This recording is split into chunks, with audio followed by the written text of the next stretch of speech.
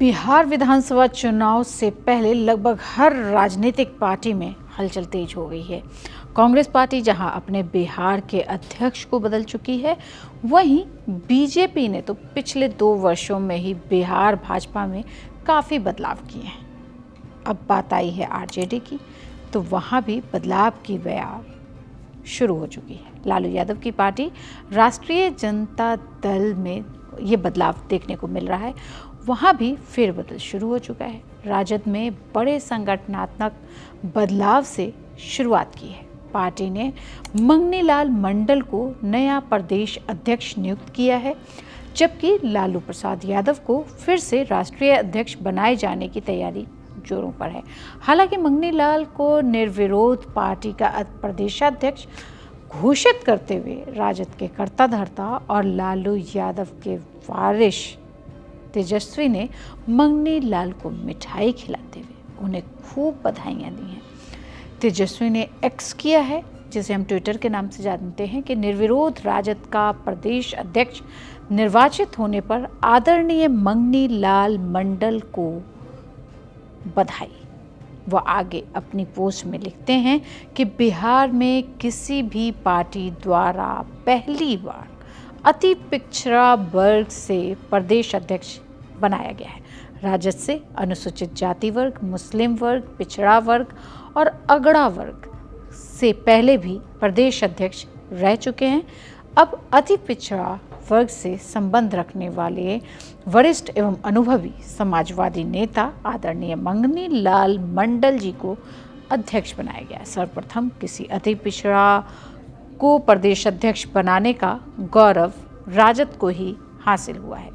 यहाँ यह जानना ज़रूरी है कि कौन है मंगनी लाल मंडल, जिसे लेकर तेजस्वी ने इतनी लंबी चौड़ी पोस्ट तो लिखी ही है, साथ ही सनद रहे भी कहा है। लेकिन इससे पहले यह भी जानना ज़रूरी है कि आखिर मंगनी लाल ही क्यों?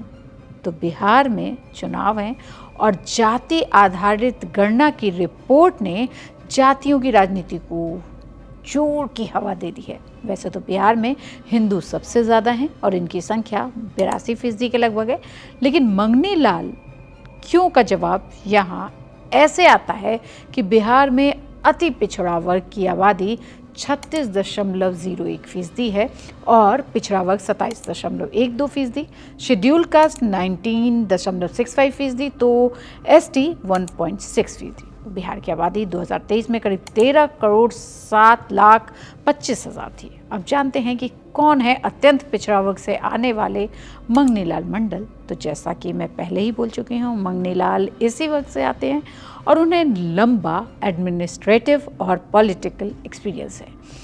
बिहार के पूर्व कैबिनेट मंत्रिमंडल में लोकसभा और राज्यसभा सभी में काम कर चुके हैं।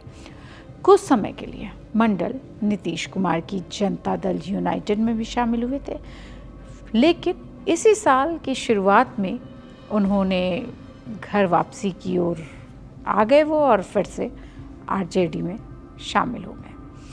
मंगनी लाल कौन है और मंगनी लाल का जन्म कब हुआ? तो 1949 में फुलपरास प्रखंड के गुरमा में एक मजदूर परिवार में हुआ था। मंडल छात्र राजनीति के समय से ही कर्पूरी ठाकुर के साथ जुड़े रहे। 1986 से 2004 तक वह बिहार विधानसभा परिषद के सदस्य रहे। 2004 से 9 तक वह आरजेडी से राज्यसभा और 2009 से 14 तक जेडीयू से लोकसभा सांसद रहे। 2024 में उम्मीदवार नहीं बनाए जाने से नाराज़ होकर मंडल ने जेडीयू छोड़ दिया और 6 जनवरी 2025 को वो आरजेडी में फिर से आ गए।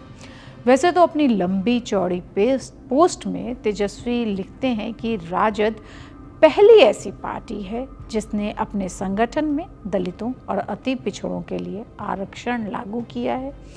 वह कहते हैं कि हम जुबानी खर्च नहीं करते हैं, बल्कि वास्तव में सामाजिक न्याय को धरातल पर उतारते हैं। चूँकि मंगनी लाल मंडल उसी अत्यंत पिछड़ा वर्ग से आते हैं जो बिहार में सबसे अधिक है, तो यहाँ पर यह जानना ज़रूरी है कि चुनाव के दौरान आरजेडी को इसका ज़बरदस्त फ़ायदा मिल सकता है। मंडल के पास लंबा अनुभव है, पॉलिटिकल भी, पार्टी को इसका लाभ भी मिलना संभव है। तो ये जो मिठाई खिलाई गई है और मंगनी लाल मंगनी में आ गए हैं, उसका नज़ारा तो अब देखने को मिलेगा।